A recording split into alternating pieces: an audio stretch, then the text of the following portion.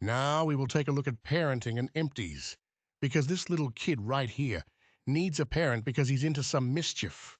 I could tell by the smile on his face. All right, first, we're going to minimize this window. Go ahead and go to the bottom left till you get the crosshairs left. Click and drag and boom. There we go. I'm going to go to frame 1. And now parenting basically means an object is a child of another object, and it does whatever the parent object does right now. We could see that all of these are separate, and we can't really move them. And the reason we want to do this is because we want to be able to move our character. For example, right now, if we rotate the head, the eyes and the mouth stay there, and it's just creepy. So to not make it not creepy, let's go ahead and shifts. Select the eyes and the mouth. So we have these selected shifts. Elect the head last, and hit Control-P. This will bring up the Set Parent to menu right here.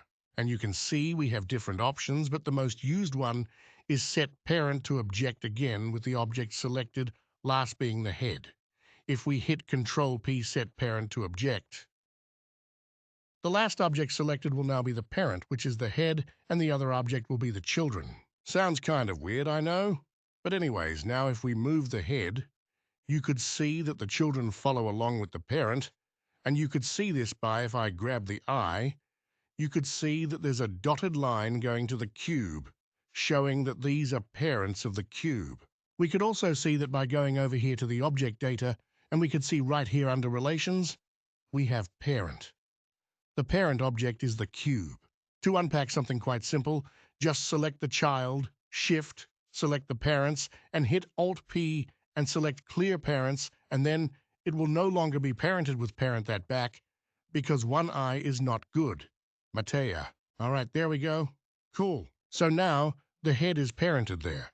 However, we want to parent the rest of the body parts to the body.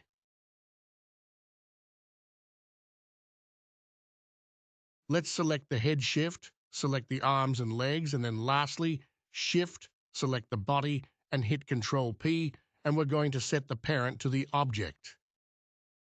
And now the body controls everything, and the head controls that. Now I want to take it one step further and actually parent the body to what's called an empty. Now an empty is an empty object.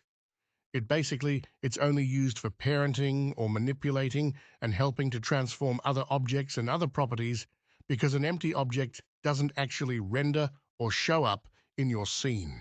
If we shift away, you could see we could add an empty right here, and all these empties serve the exact same purpose. However, they're just different shapes.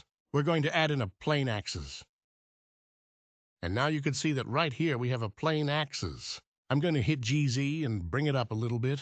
And actually instead the axis as the lead that lets hit shifter at an empty circle, as it will be a little bit easier to see around his body.